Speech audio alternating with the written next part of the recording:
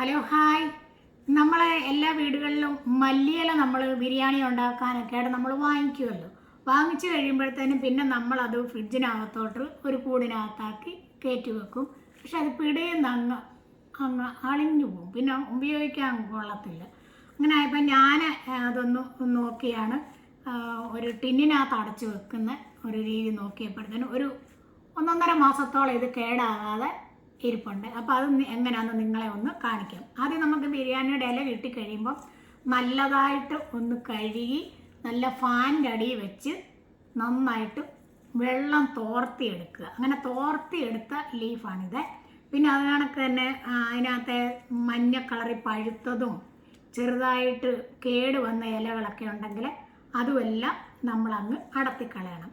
എന്നിട്ട് പിന്നെ നമ്മൾ അങ്ങനെയാണെന്ന് വെച്ചാൽ ചെയ്യേണ്ടത്, ഇത് നമുക്ക് ഒരു മീഡിയം രീതിയിൽ നമ്മൾ ചെറുതായിട്ട് ഇങ്ങനെ കട്ട് ചെയ്ത്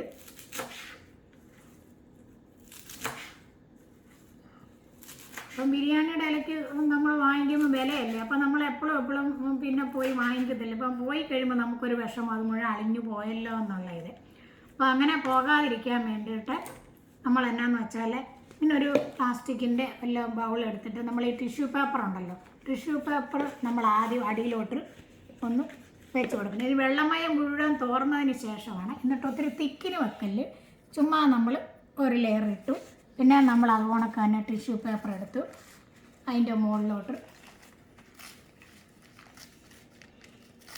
നമ്മൾ വെച്ച് കൊടുക്കുക. ഒത്തിരി അമക്കി വെക്കണ്ട. എന്നിട്ട് അതിൻ്റെ മുകളിലോട്ട് വെള്ളം മുഴുവൻ തോർന്നതിന് ശേഷമേ വെക്കാവുള്ളൂ. ഇതിങ്ങനെ നമ്മൾ വെച്ചിട്ട് അടുത്ത ലെയറും ടിഷ്യൂ പേപ്പർ വെച്ച് നമ്മൾ വെച്ചു. അതിൻ്റെ മുകളിലോട്ട് പിന്നെയും നമ്മളിത് ഇങ്ങനെ വെച്ചു. പിന്നെ നമ്മൾ അത് കണക്ക് തന്നെ ടിഷ്യൂ പേപ്പർ ലെയറായിട്ട് നമ്മൾ അങ്ങോട്ട് ഇതിൻ്റെ മുകളിലോട്ട് അമക്കാതെ വെക്കുക. പിന്നെ അടുത്തത് നമ്മൾ വാരി അങ്ങോട്ട് ഇട്ടു. പിന്നെ അടുത്ത ലെയർ വെച്ചു.